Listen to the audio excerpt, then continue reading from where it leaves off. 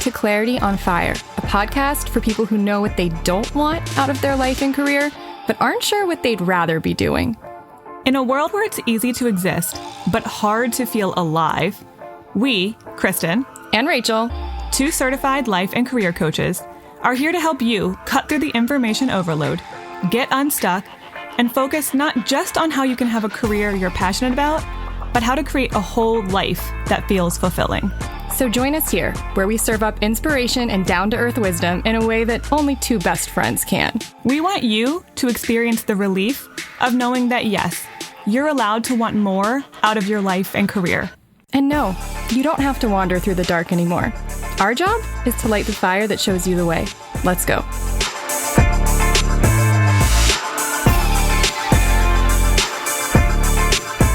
Hi. Hello. I was going to say welcome to May, and then I was like, well, it's like 2 weeks into May at this point, but not for us. We have recently passed one of your favorite holidays, and you don't like a lot of holidays. You talking about Arbor Day? No. May the 4th be with you. Oh. That's probably the best holiday. Mm-hmm. Cinco de Mayo is not bad either. No. Okay, so before we jump into this very fun interview with a normal person, I want to let you know we didn't really build up to this at all. Surprise! So, I mean, we kind of mentioned it at the end of last week's episode, but if you didn't catch that, then this will be your alert that one-on-one coaching is now open for enrollment, which, in case you didn't know, Kristen and I specifically have 3 times-ish per year that we open up enrollment for new clients. And in between those periods, people have to join a wait list. And it's like, I don't know when we can talk to you. When it's now, it's like, we now have time to talk to you. Mm-hmm. We can work with you if you want to work with us. For the next 2 weeks, we're going to be talking to people and seeing if it's a good fit. And you don't have to know for sure, but you have to be reasonably certain, because otherwise it's going to be a waste of your time and ours to have a conversation about it. So you got to be like, all right, I've been following you guys for a long time. My life has not yet gotten to the point that I want it to get to, and I need help. And I want to see if they can help me. Great. We will be happy to talk to you about that. This is also a reminder for people who have worked with us before, who maybe they're in a different place in their life, or they have some new big question that they're getting a little bit stuck on. This might be a good time to come back and do a little bit more coaching about whatever situation you're in now. Yeah. Have you noticed, this sounds so rehearsed, and I promise you, I literally have only just had this thought. Have you noticed that life is getting way more complicated and complex lately? Have you felt that? Uh-huh. And I don't felt it. I don't just think it's because we're getting older. Oh, I think the actual world is getting more complicated. I agree. I feel like, I guess maybe life was never simple, but it feels like there was a time where it was easier to just be like, I'm going to work on my career and get a job and things are going to be good. And I don't think that ever actually was the answer, but it feels like now more than ever, I think people realize that isn't going to solve any of my problems. And you're right. It isn't going to solve any of your problems. And so if you're in a situation where you're like, I know what I don't want, but I have very difficult time translating that into what I do want.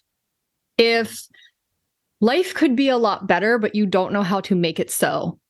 If it feels like something is missing, you don't know what it is. If it feels like you've made a lot of changes in your life, sometimes, you've made career transitions, you've broken up with people and gotten back together with other people, but you're not yet fulfilled. That's the kind of work I really like doing with people. Mm-hmm. Also, if you're somebody who you have read all the self-help books and you've taken all the personality quizzes and listened to the podcast and maybe even signed up for some different coaching courses, and you're like, why can I not figure this out yet? There's a big difference between intellectually learning something and getting a little bit of inspiration and maybe having a few aha moments and truly doing what it takes to change your mindset, to change your situation, to change your life in a sustainable way. It's why one-on-one coaching is inherently, just based on the nature of what it is transformational. Mm-hmm. It can't not be. When you have somebody who's really going deep with you and getting to the root of, why am I not feeling the way I want to feel? And why do I keep getting so stuck? Mm-hmm. And working through that with you in a systematic way and getting clearer about who you really are and what kind of life you really want to build. And it's also holding you accountable to doing what you have to do to make those changes. It's a little different than listening to a self-help book while you're washing the dishes and hoping that that's going to change everything. It's like listening to a podcast about working out and thinking it's going to make you more fit. Mm-hmm. You got to actually go do the workout. And if you don't feel capable of doing that on your own, then you need someone who's like an expert to show you how to do it and to help you do it in a way that's actually good for your body. Mm-hmm. And coaching is basically that for your mind and soul. Yeah. Yep. So if that sounds like what you need, you're like, I've tried it all. I've gotten as far as I can go on my own. Yep. Well, and that's normal. Yep. You kind of can only get as far as you can get on your own because you can't get perspective on yourself. You can't get out of your own brain. There's so much value in having somebody who knows a process that you can go through and you don't have to figure all of it out. You can just show up and do the work that is being asked of you, and the transformation is an inevitable side effect of that. Mm-hmm.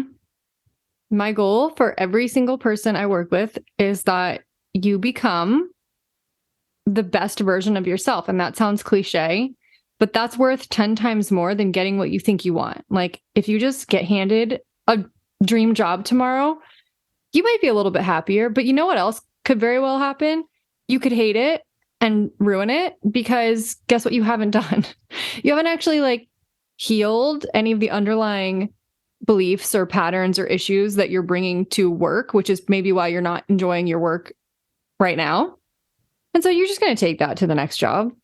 And an even better one might trigger you more, and it might actually make you more unhappy. You might self-sabotage it because you don't feel worthy of it, or you feel like an imposter, or you can't like relax. I have a client who I've had to work with her to get her to the point where she can like take 20 to 30 minute breaks without her whole nervous system freaking out and thinking that like she's going to get fired because she takes a break. Yep. So if you, if you take that to your dream job, you're going to be even more anxious because you're going to fear losing it even more. Yep. So you take your anxiety to your next job, take your people pleasing to your next job, take your self-doubt to your next job. I don't care if it's the perfect job. You're not going to fully experience it and appreciate it, and maybe not even be able to sustain it because you haven't done the inner work in order to be a match to the outer circumstances that you so want.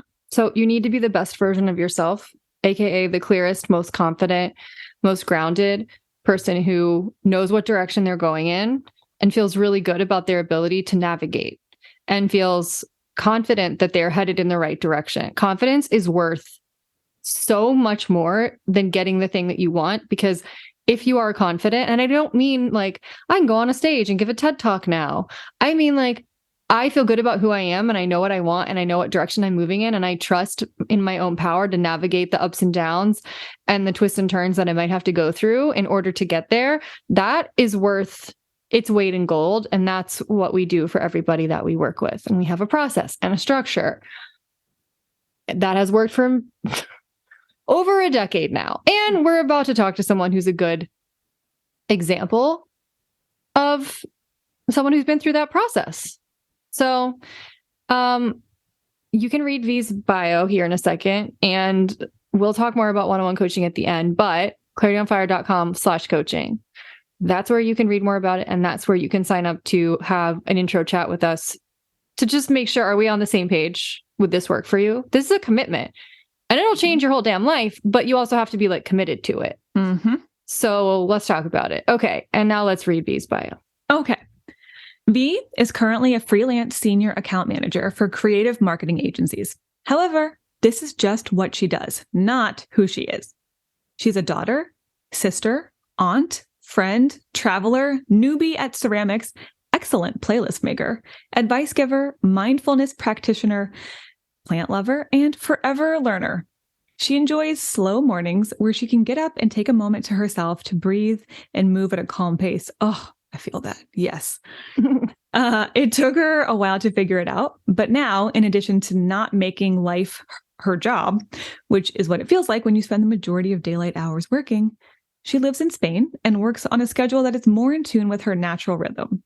She's also studying UX design so that she can open up more career options that allow her to live and maintain her best life. Speaking of her best life. V is a perfect example of someone who getting another job would not have done a damn thing for her, because the problem was how she was living and a lot of the beliefs and fears that she was trapped by that were keeping her from giving herself permission to live the life that she is now currently living.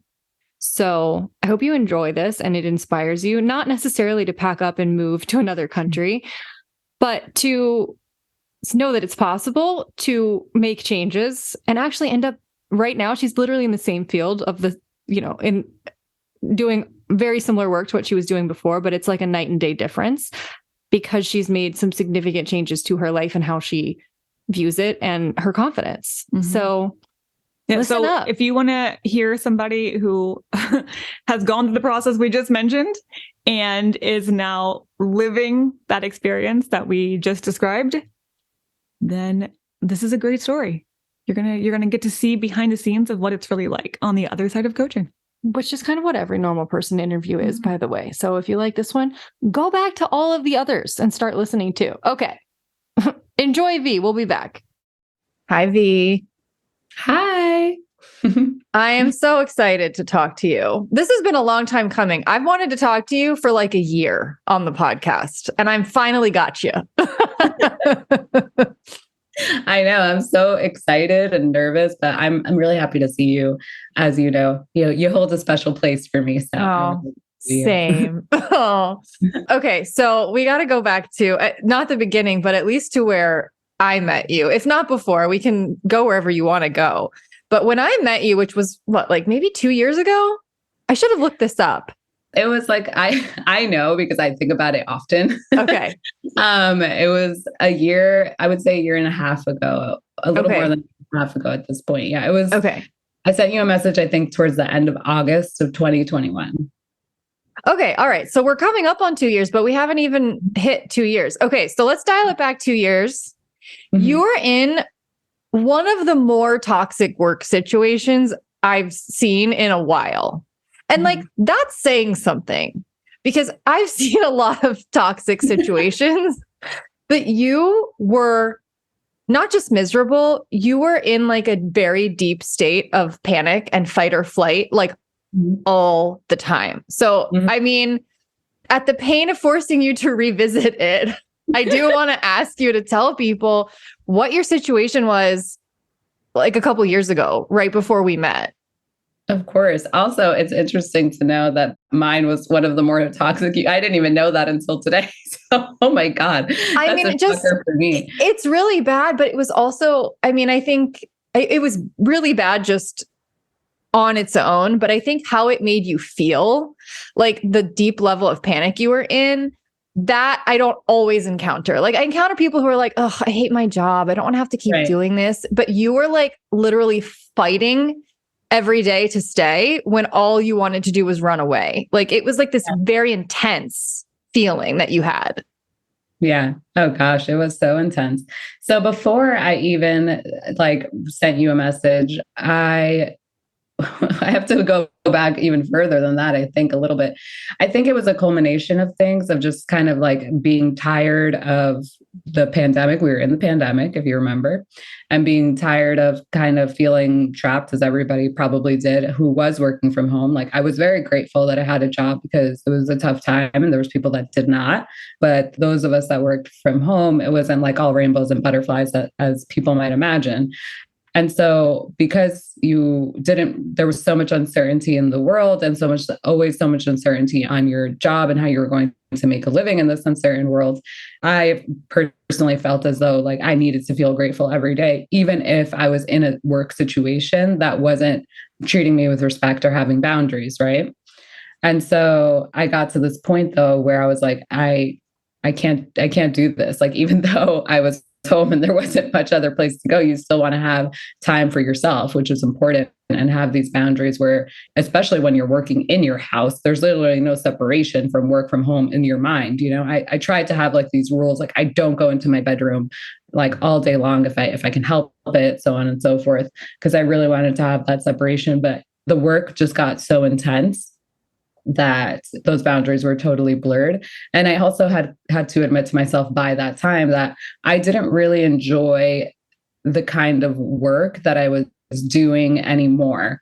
And it's going to be kind of confusing because I'm still kind of doing that work now, but in a different way. And we can get to that later. But I didn't enjoy the work that I was doing before, even pre the pandemic, because I work in marketing and I'm a client manager. It takes a lot of energy out of you because you have to deal with people all day long. You know, you're like people tether to you, whether that's your clients or your project team. And you have to give a lot of yourself to them. And then on top of it, the type of manager that I was for events and like event marketing. So you're always kind of not only working, but having to go and fly. And it's very draining to travel. And then believe it or not, even with the pandemic, that started to happen again. I would have to like fly places with the mask, so on and so forth. It was too much and I was exhausted of it. And I didn't want to admit to myself that, even though I enjoyed it when I was younger, because it's exciting to go to new cities and do all these things when you're, 22, 23, 24. But when you get a bit older, you're like, I don't think I like this anymore. I didn't realize at that point in time that you have the permission to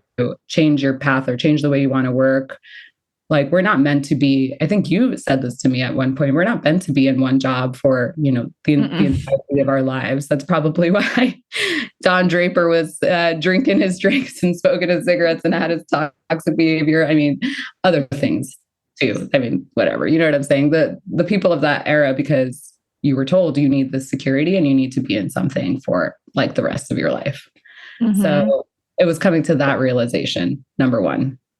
And then number two, I think it was the realization that I had to admit that to myself and ask for help, which I have never have before. So that was difficult to do. But luckily, I have a great friend who is a friend of yours as well. I think a former client of yours as well. Former client turned friend, as many are. Yeah. And so I'm very lucky to have her. She used to work in the same like work structure that I did. And she was like, Victoria, it's time.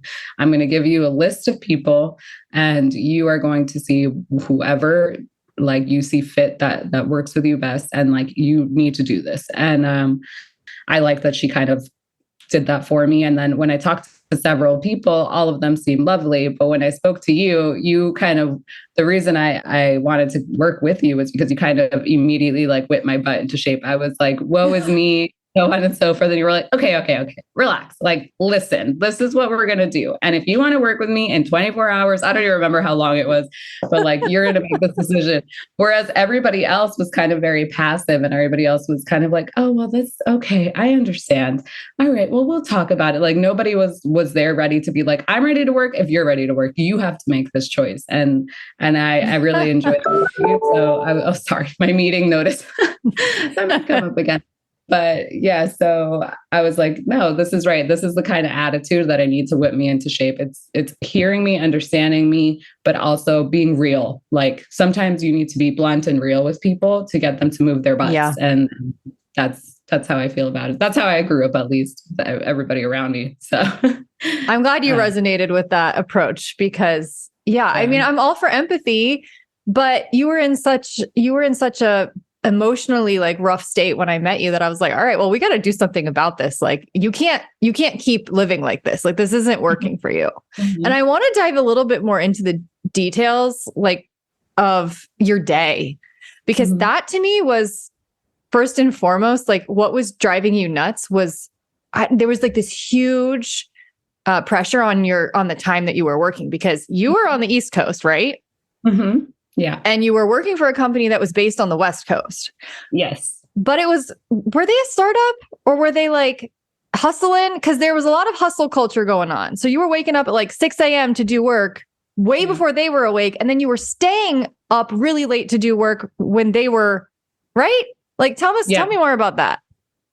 So they had headhunted me, and I had heard of them. They weren't a startup, but they were I would say a medium-sized business, but independent, let's say. They weren't like one of these big firms that, there's offices all over the world. So you still have some hustle culture in that, especially when you have big, like Fortune 500 clients.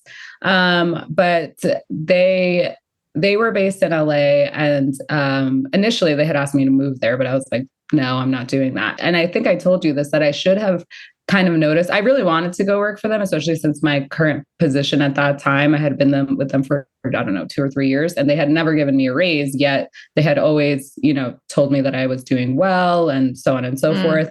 It was just like, oh, we don't have the money. And that's always the thing, right?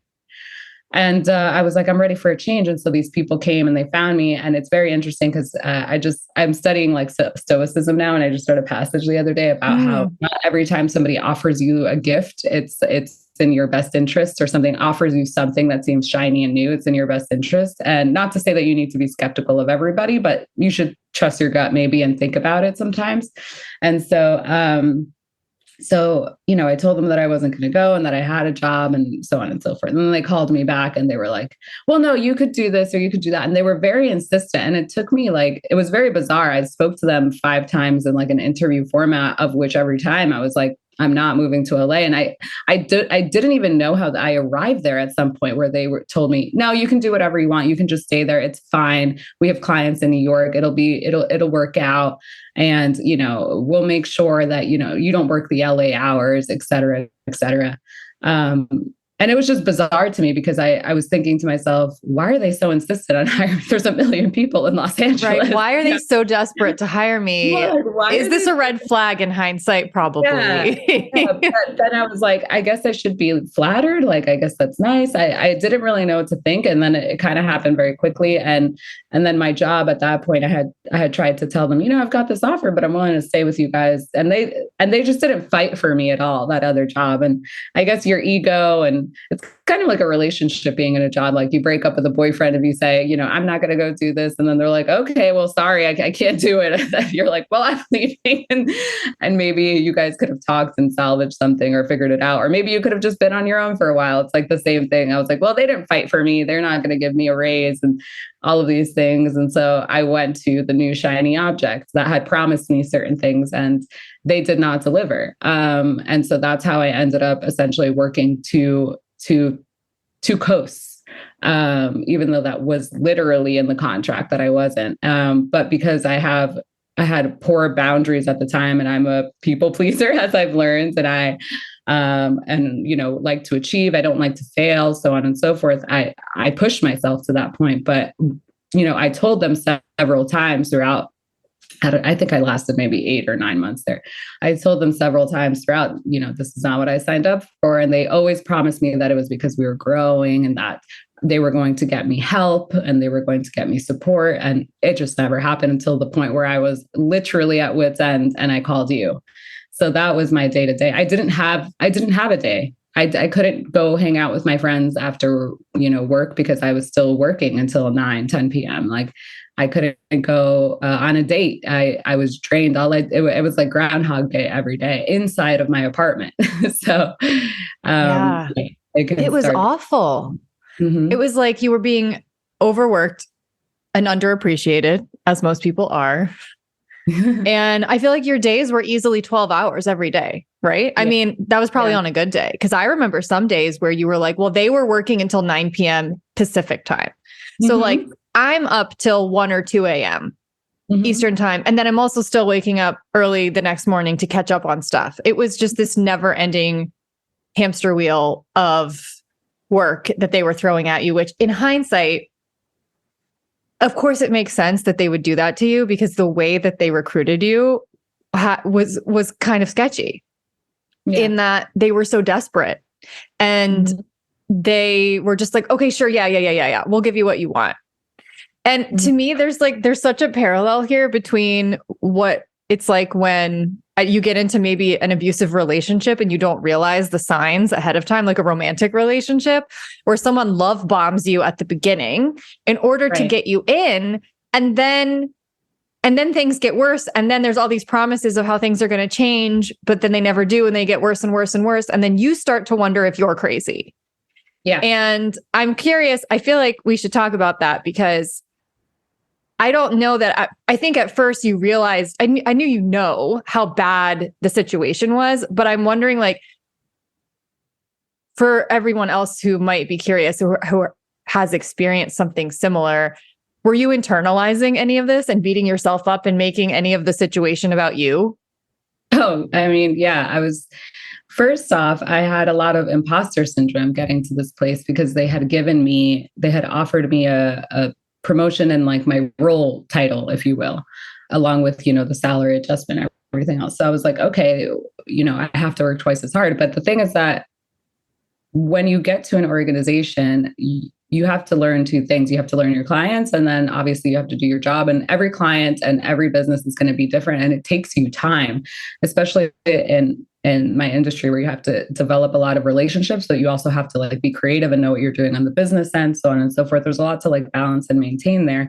And everybody likes to do that a bit differently. Everywhere I've worked, it's taken a couple of months, but I have been like guided along, with whoever it was that I was on their team or whoever might have been my direct report, et cetera. And then on top of that, they have ways that they actually specifically do things at their company, which is like the more admin portion of it, right? How do you file your invoices? How do you organize things on your drive? How do you like to send out notes to your team? Like, people actually have specific processes that you then need to like learn and follow. How do you invoice? Those systems are always so different from each other and so new. And so I was supposed to be onboarded onto these systems, and it takes a while to learn that and remember all of these steps and how people like to do those things on top of learning your job and your client and the goals that you have to do for that. And so I was actually never onboarded. Like, I was getting onboarding meetings from different people, like, 6 months in, 7 months in, when I was already working, because they never really taught me. They were like, okay, just run with this, and we don't have time, and that takes like 3 hours, and we'll figure it out. So they were teaching me pieces with different people. Even it wasn't even my manager. It was like different people who I never even worked with on different teams throughout the company. And that person was saying, okay, I'll teach you how we do the filing over here, whatever it was. And it was so scattered and never consistent or direct. And then I was just thrown into these other things that I couldn't remember, to be honest. I felt like I couldn't keep up.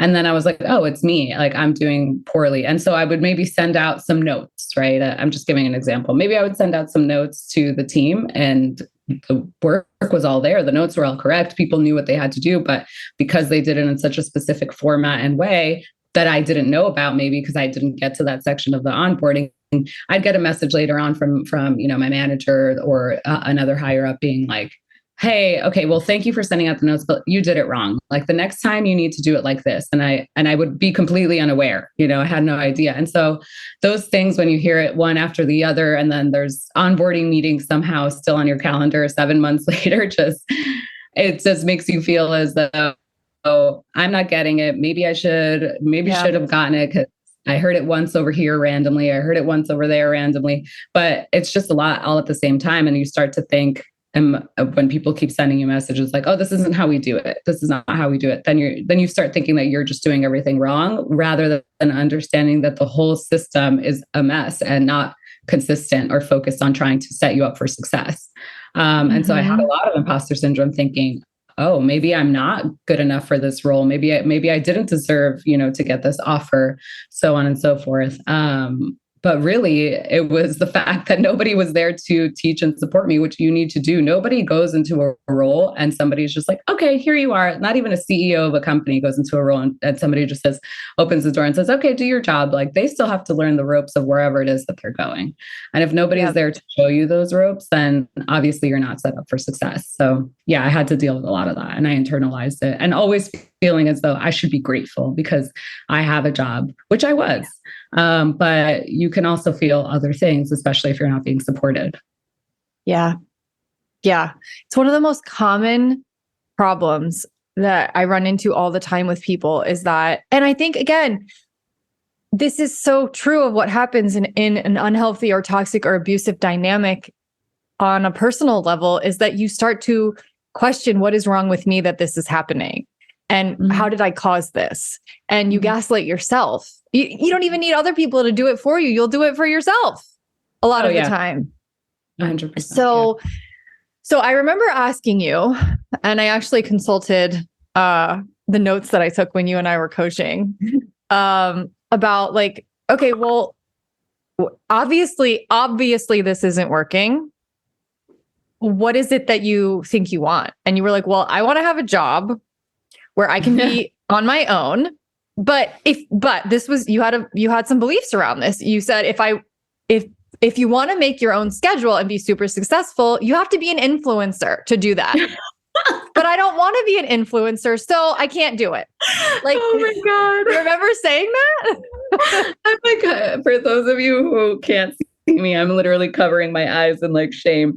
Yes, I do remember saying that. I do know where that comment came from. It was like, just laughing. It was because I was dealing with so many influencers at work and I'm, seeing that's who I had to work with in a lot of these programs. And I had to manage them and their budgets and what we were going to pay them and everything. And I'm like, how are these people making like $80,000 to put up one story on social media? And I'm over here working like 12 hours trying to figure that out for them.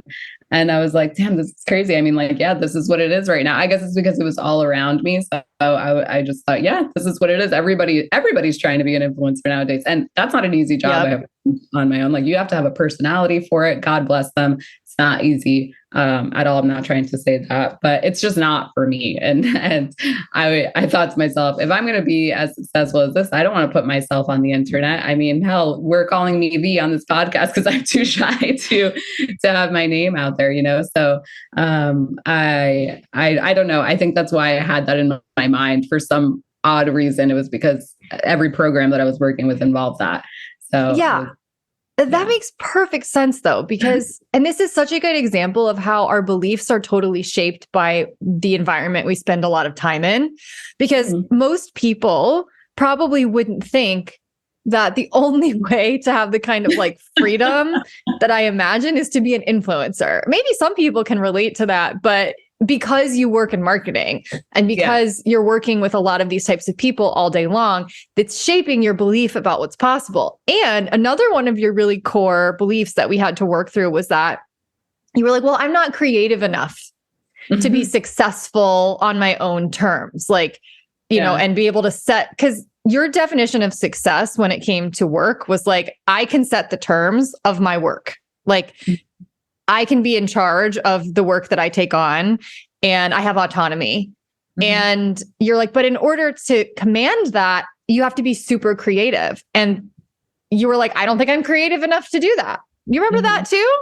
Yeah. Yeah. Which is so odd because it's very odd because I feel like since this time, and I've moved and I've met different people and, I've stayed in touch with old friends and all of these things. And the newer people that I have met in my life and have become my friends have been like, oh, I need you to help me with something. You need to come look at something because you're so creative. And I'm like, what? Right.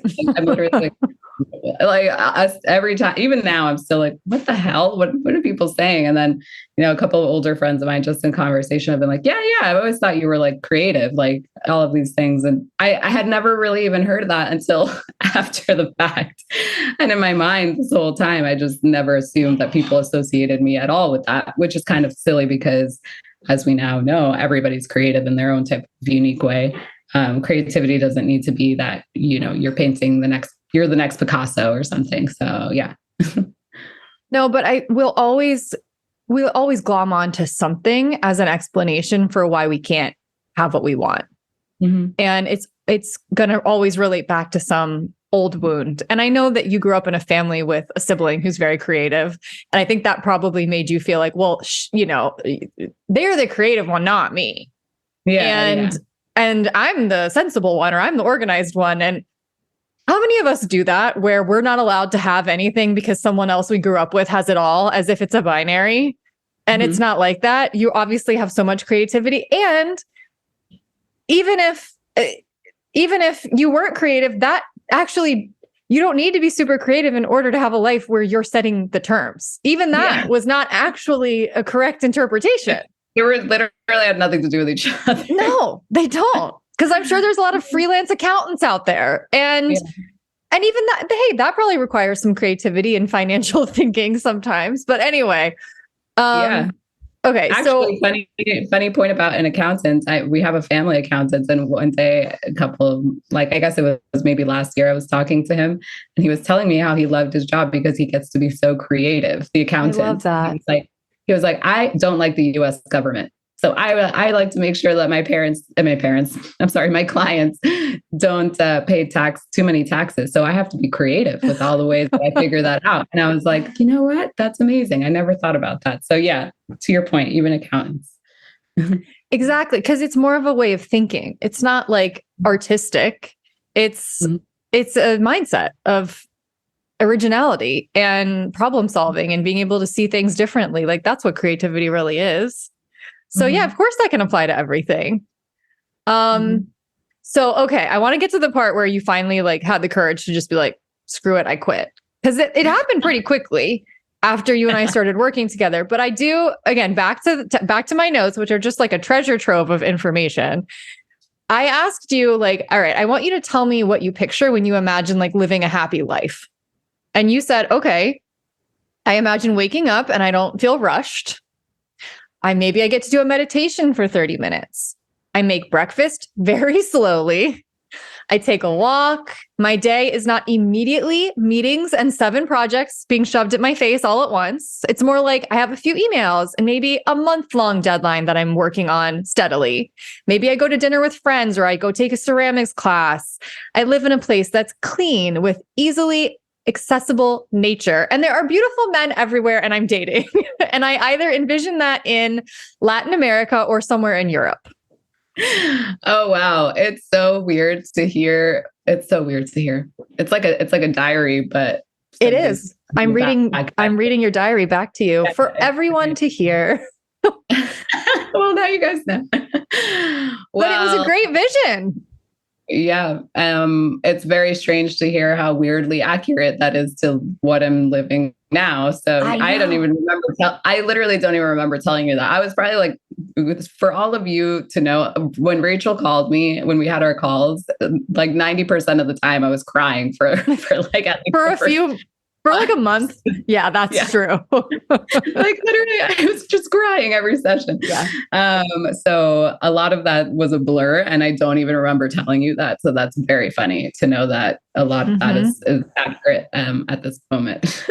Right. Even when you were in the midst of a hard time, you were able, with some help, to access what you really wanted. And it was accurate, which is kind of cool and comforting to know that you weren't off base. You did know.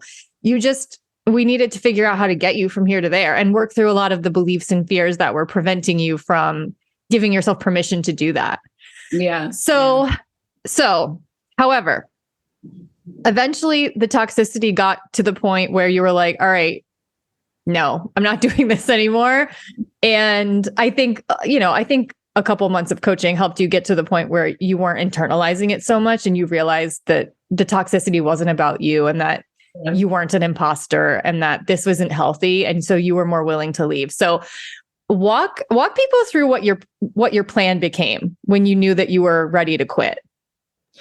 So first, I just do want to say that I feel very lucky that I have a good network and support system around me in terms of family and friends, because I recognize that not everybody can take the same decision in the same way. And so don't be hard on yourself if you feel like you're about to quit or you want to do something different and you can't do it at that moment or in the same way.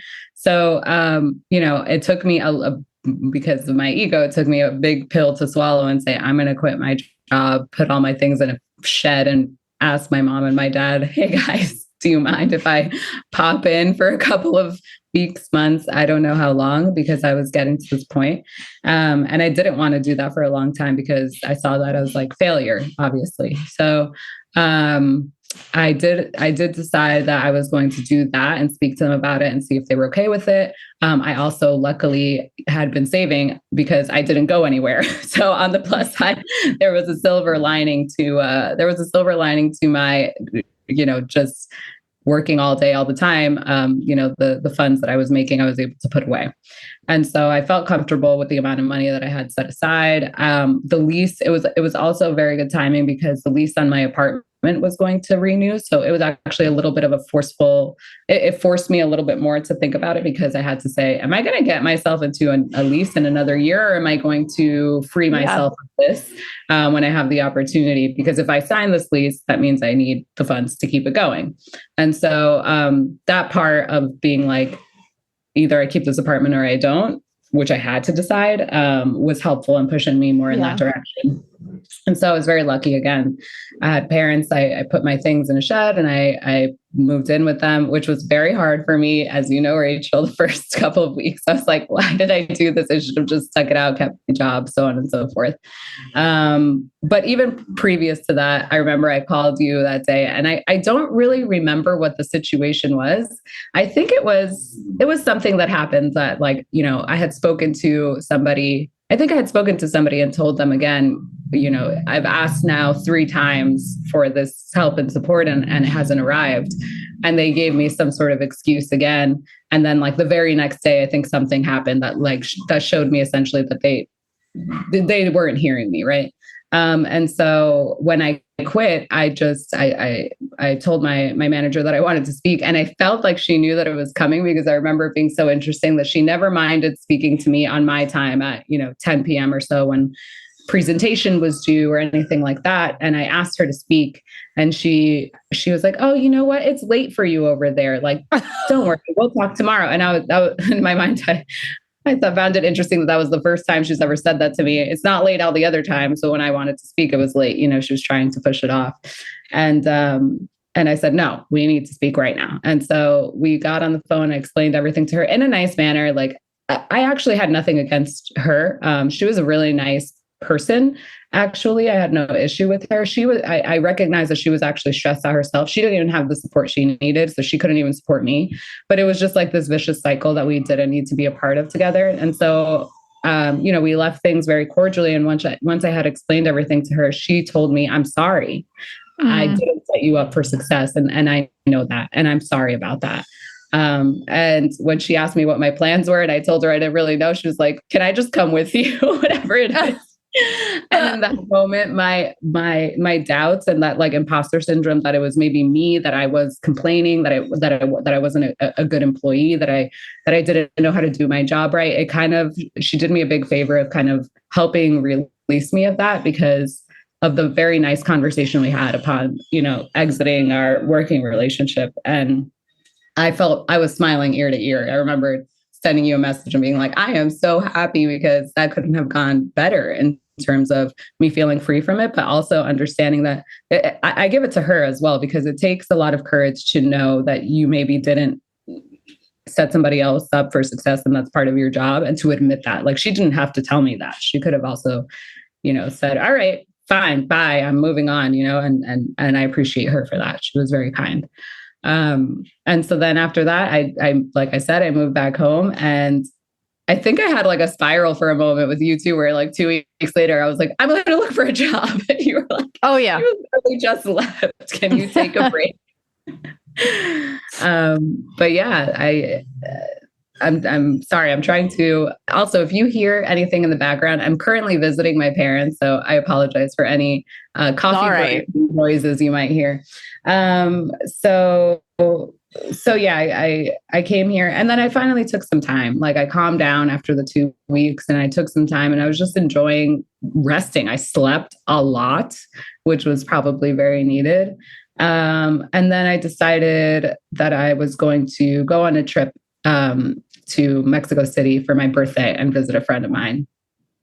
And even though I did not have that much money, I was like, I'm just going to do it and try it out. And I want to feel good about something. So I went on the trip. And then right like the day before I left, I got a text message from an old colleague.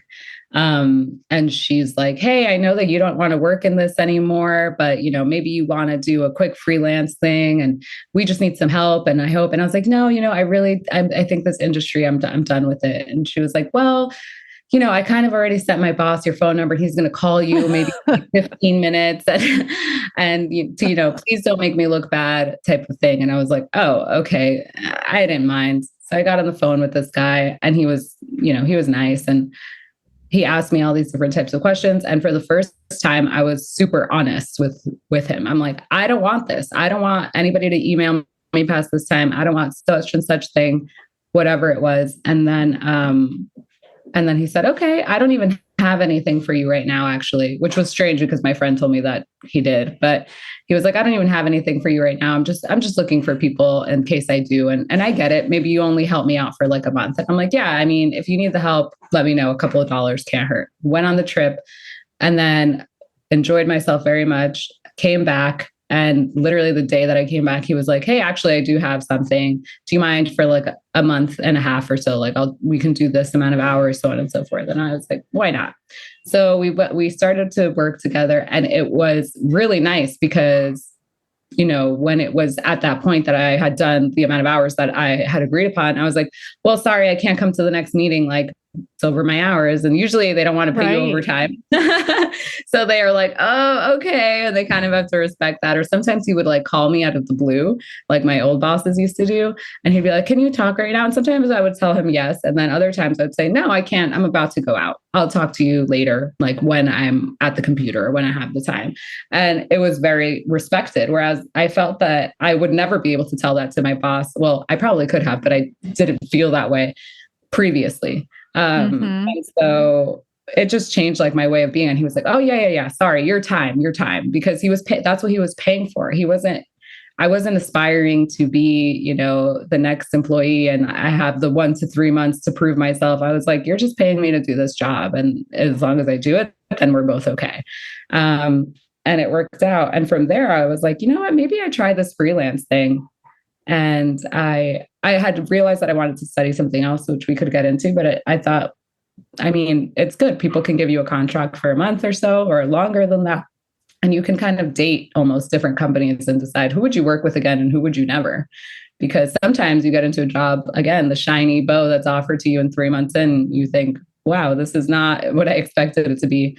And you feel obliged to stay there much longer to make it work. Whereas with the freelancing situation, I could, work for somebody for 3 months simultaneously as another place and realize, option A is not, I would never accept an offer if they came to me with one. And option B, maybe I would, or maybe I'd work with them more. And again, so it helps narrow that down. Mm-hmm. Yeah. What I love about you sort of like inadvertently stumbling into freelance, like you were not sure about it at first. You were like very wary of it.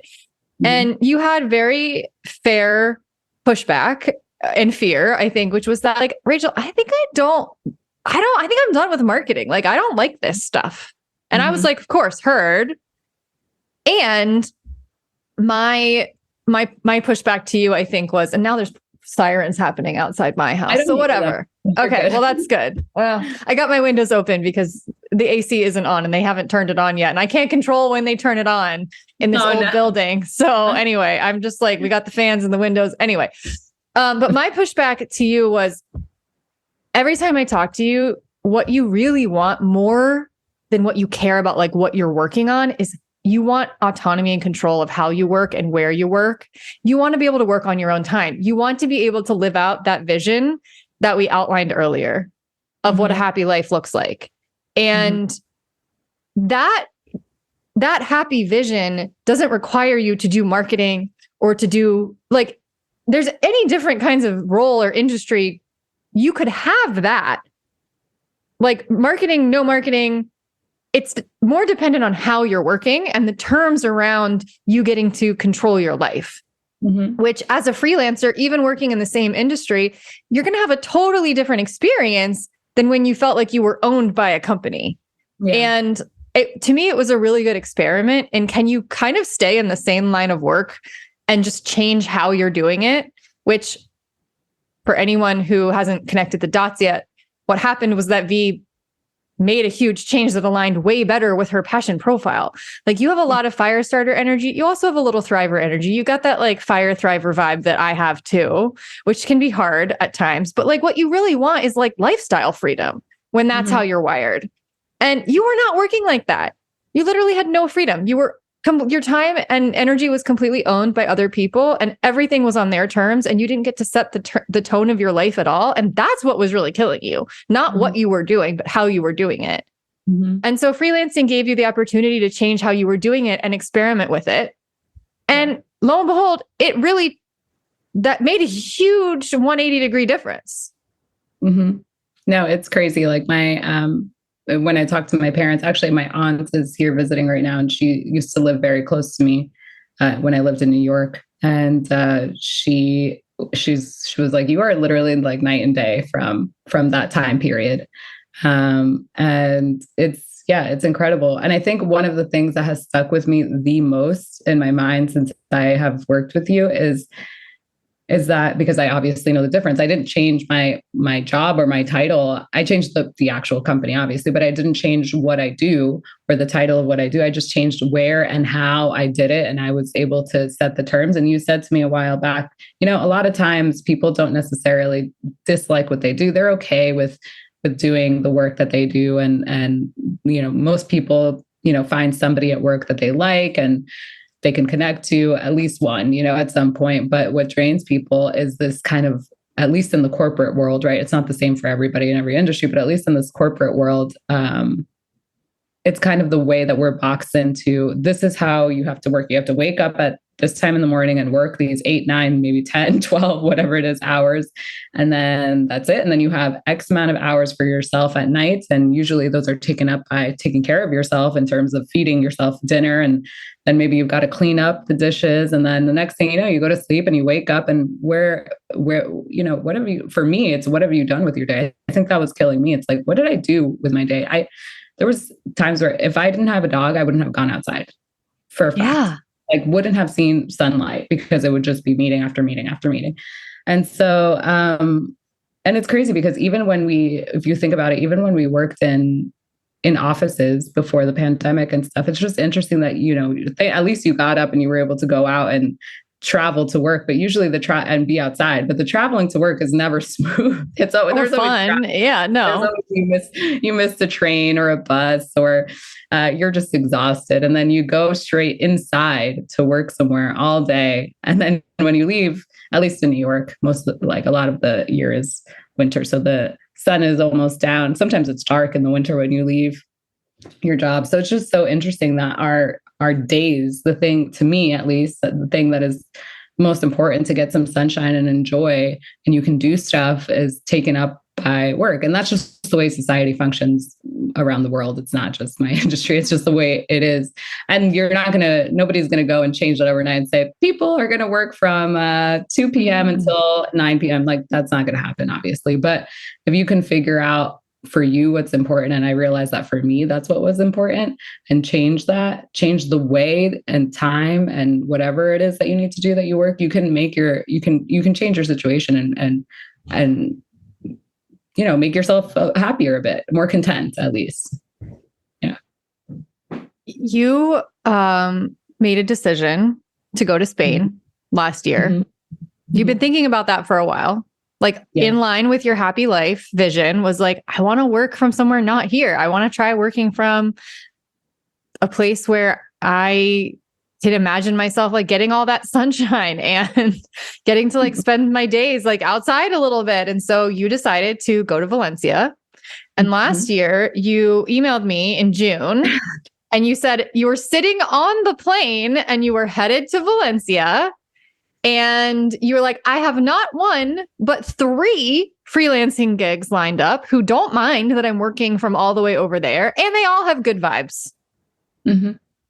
And so I want you to tell people about what your life in Valencia has been like. And I know you're not there right now, but you're going back soon.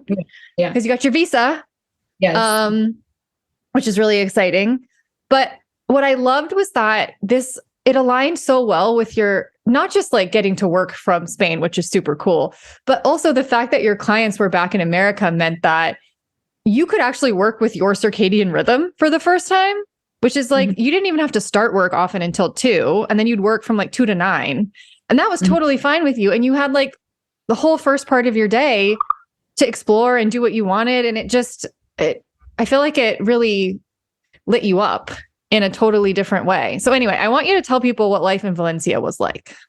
Yeah. So luckily I got other freelance gigs, and as long as I worked, East Coast hours that could communicate with me in some way, shape, or form, then they were okay with that. And so I went, and it was just really, it was exactly what apparently I had said to you, I'm sure, in one of my crying sessions that day of like, I just want to wake up and there's not somebody immediately like texting me at 7:30 in the morning about some meeting that was randomly put on my calendar or whatever it was. And it's really nice. That's what I did. And that's what I do. I wake up in the morning still early. Early by my terms, but I still wake up maybe 8:30 or 9 in the morning, very slowly. And I go into the balcony that I have, and I write in my journal. I read a book. I go make breakfast, which I feel like somehow takes me like 2 hours, even though I'm just making like eggs and toast. I don't even know what I'm doing down there half the time. I'm like listening to music, and like my roommate is always like, how are you still making breakfast? I'm like, I don't know. I'm just listening to music, flipping some eggs. Like, to me, that's what I want to feel. Previously, I would wake up and not even eat breakfast sometimes, I would just wake up and have like half of a toast because somebody was already calling me. And so it's really nice to feel that you're taking care of yourself. And I see the sun every day, make sure I get sunlight on my face. And then actually, I've taken up ceramics classes, which is so funny because I was in the know. I take ceramics classes once a week for like 3 hours, get up at 9 o'clock in the morning. I'm there in the studio for like 3 hours, really enjoying it, learning something new. I even have time when I'm done with the ceramics class to go and make lunch or meet up with a friend for coffee or do something else or just take a walk. In the summertime, I had gone to would wake up and go to the beach all day until, 3 o'clock in the afternoon and start my work day. And it's not always easy. Like, it's not to say that, nothing is easy. Nothing is rainbows and butterflies, and nothing is perfect at all times. I do get a little bit tired sometimes because I have to work, depending on what the project is, a little bit later into the night. And that means I might go to sleep a little bit later, but I do have the rest of the day to recover. I don't have to my mind doesn't have to be on and ready to think about all of these work things and present and put that fake work personality that you have to put on at, 8:30, 9 in the morning. I can have time to do that. So it helps me. And it doesn't even bother me when people start sending me messages at, 8 a.m. their time, 7:30 their time, to me, because I've already enjoyed my day without any disruptions from them. So even if they send me a message a little early, now it doesn't annoy me, or throw my day off. And it's great. I have time to exercise in the way that I'd like to. It's really nice, but it's not sustainable for the rest of my life. And so the journey still continues. I'm still trying to figure out how to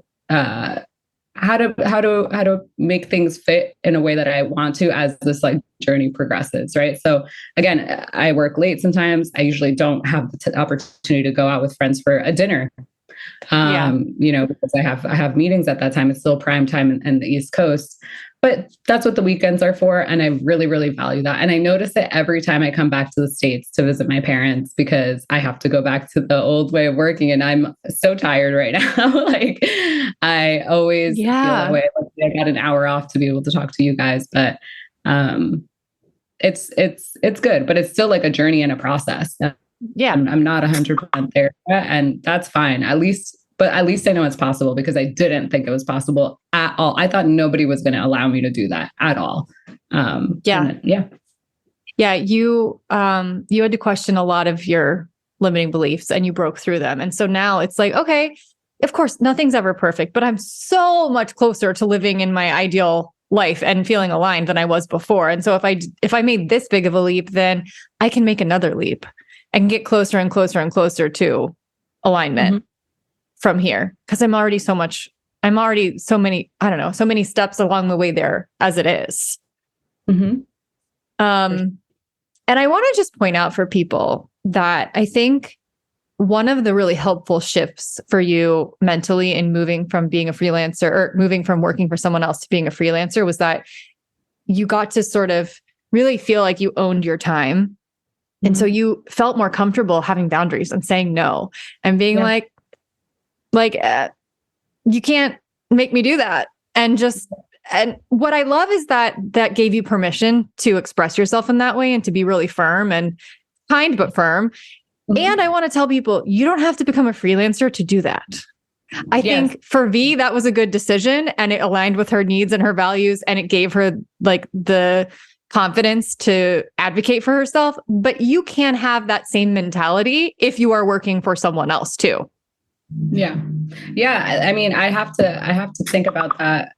Sorry, my notifications are going off. That's okay. I have to think about that, in the long term, because right now I'm a freelancer, but I'm studying something else, which is UX design. And it's just, I wanted a different kind of skill. I still did want to move out of this industry, and I wanted to move towards an industry and a role that does allow for, even more flexibility from a remote working sense in life, as well as compensation. Right. So, I'm working towards that. It's slowly but surely happening because it's still a lot to do while you're still working full time, but I want to get there eventually. And when I do, I don't know if I'll necessarily be a freelancer right off the bat, because sometimes when you go into a new industry or you're doing something new, it would be beneficial for me to work for someone or at an organization or company to kind of build up those skills a bit and maybe make a network. Like the reason that I've been able to freelance now is really because of all the hard work that I did previously in my career.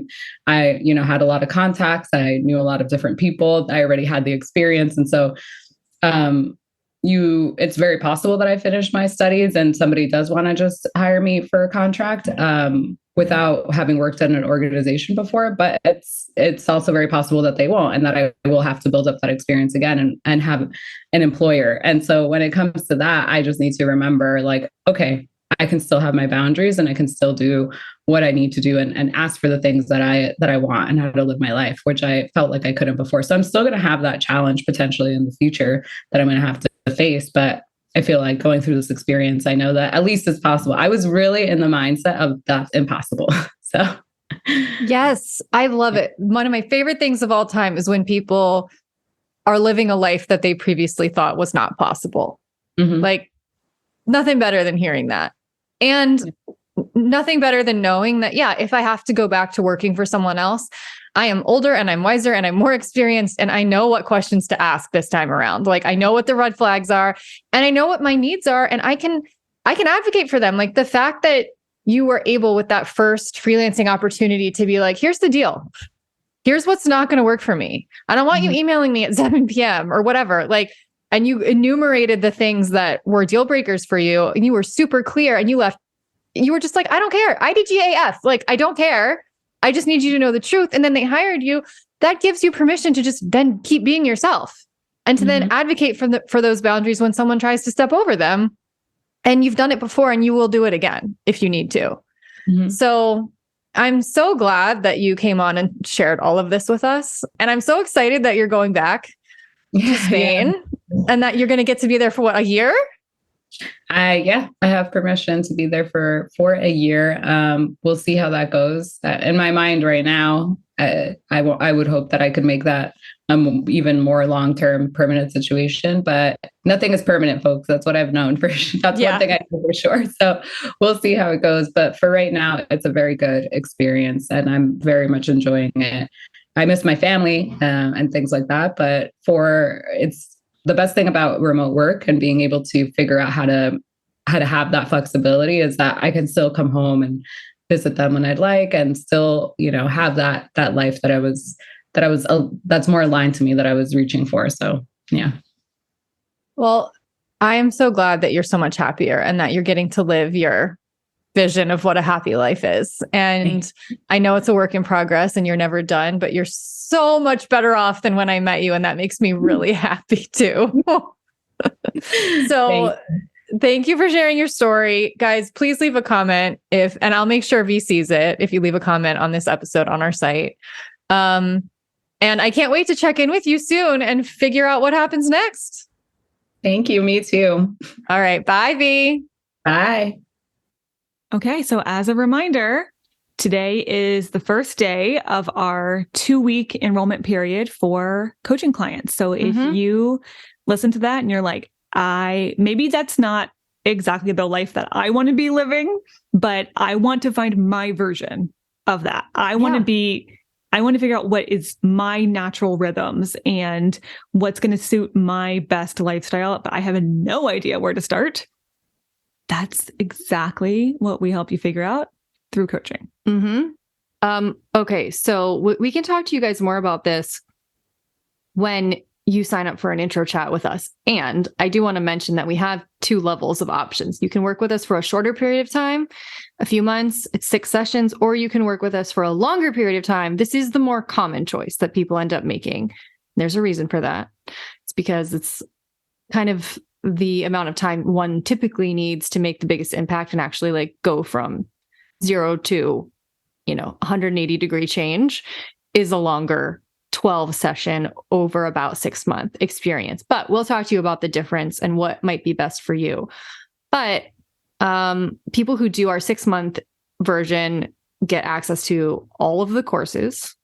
So like our passion profile short course, they get access to that. That's included, as well as our getting over people pleasing course. They get access to that too, which is not even available to purchase right now. No, like you can't buy it unless you're sign up for 6 months of coaching with us. So there's a lot of stuff that comes with it. And again, I want to emphasize the reason that people decide to work with an expert, whether it's a coach, whether it's a personal trainer, whether it's a nutritionist, is because you are so tired of having to think. And you need someone who knows what the F they're doing and has helped hundreds, thousands of other people before you get the result that you want to get. It's because you are tired and you don't want to have to think. You don't want to have to use your brain anymore. Now I'm going to ask you to use your brain once we start working together. But the difference is that you're going to be able to relax and trust, well, I must be using it on the right questions and I'm using it on the right things at the right time, because Rachel and Kristen are telling me, focus on this for the next week. Don't think about anything else. This is all you have to do. And then we're going to talk about it. And each step of the process builds upon itself until the point where you're so much clearer. You feel so much more level. You feel so much like yourself. And you didn't even realize for how long you hadn't been feeling like yourself. And then you're so much better able to articulate, okay, now I think I kind of know what I want to explore or what I want to, venture into. And now I'm going to be held accountable for going and exploring that thing and reporting back. And how did it go? And oh my God, actually, this brought up all of my crap again. Is this normal? Yep, it's normal. And we're going to work through it. Like it's such a relief to have someone guiding you through this like swamp of existential like life and career crap that most of you are just wading through without any help. Other than a few podcasts here and there. And it's like, well, great. Okay. That might help you navigate a little bit, but like you also might still be going in circles in a swamp. The most exhausting thing is trying to figure something out and not knowing if you're doing it right. Right. Cause like, are you closer to your destination? Like you don't even know how to measure. That's such a waste of time and energy. Yep. If you know, okay, I'm going in the right direction, this is going to take me where I want to go. Yeah. Then you free up so much energy and focus to be able to do what it takes to go down that path. And going down the coaching path, it takes some energy. It takes some brain power. It takes some emotional resilience. but it's in service to what you want. That you can trust because we've done this so many times for so many people. And that is the most freeing thing of all. So if you are tired of trying to figure out what to do to finally get where you want to go, that's our job. Your job is to just show up and follow the process. Mm-hmm. And trust that we've navigated this swamp. I live in this swamp. Okay. I'm a swamp person. I can get you through it. Okay. Your swamp might look a little different, but I've lived in the swamp my whole life. I can navigate you around it. Okay. We are expert swamp guides. Oh my God. So if you're wondering, okay, sum it up better. How do I know that coaching with you is right for me? Okay, I can answer that. It's in the tagline of our whole of Clarity on Fire. It's good. It's a good idea if you're someone who's pretty clear at this point on what you don't want, but you are having a really difficult time figuring out what you do want. And that doesn't have to just mean your career. That can mean your whole life, how you want to live. I feel like I have all these relationship hangups. Who do I even want to be in a relationship with? If you don't even want to talk about your career and you just want to talk about relationship stuff, hit me. I would be happy to just do that with you. Mm-hmm. Everything falls under the umbrella of life. If it's relating to, you wanting to feel purposeful and you wanting to feel like your life has meaning and impact and you feel fulfilled, that counts. Mm-hmm. It doesn't have to be just career stuff. And the big secret about career coaching, or at least when it's done right, is that it's not really about your career. It's not really about your career. And we're going to get into everything. Yeah. Because it's all interrelated. Because everything impacts your career. Mm-hmm. Everything. Because who you are is not contextual. Who you are is at the core, it's at the roots of the tree. And all your branches are just impacted by what's going on there down below. So if you know what you don't want, but you really don't know what you do want yet. And if you're really, at this point, less interested in just getting a material thing, you're like, yeah, sure, I would love a new job or a relationship or whatever. And I'm realizing that I'm far more interested in becoming the kind of person I want to be, someone who's really deeply happy and fulfilled and can weather the ups and downs of life, sort of regardless of what chaos may or may not be going on in my outer life. And then, by happenstance, because I became that person, I ended up getting the things that I wanted because that's how it works. You're also a really good match for us as coaches. So like we said, if that's resonating, if you're like, that's exactly what I feel like I need right now. This is the time for you to sign up to have a conversation with us. Again, you do not need to know 100% that you definitely want to move forward, but you have to be pretty seriously considering it. Send us a little form on our Clarity on Fire /coaching page, and we will set up a time to talk to you. Mm-hmm. And keep in mind a couple things.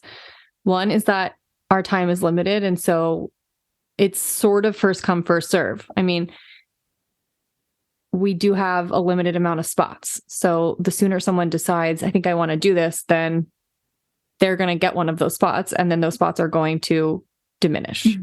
So it does sort of serve to be a person of action and take action now. Our time is not a limitless resource. No one's is. No one's is. Okay. So we will talk to some of you soon, I'm sure. And we will be back next Friday with a side chat. Yep. I don't know what it'll be about, but I'll figure that out before I sit down to record the next podcast. Well, we'll see you then and we'll all be surprised. Okay. Bye. Bye.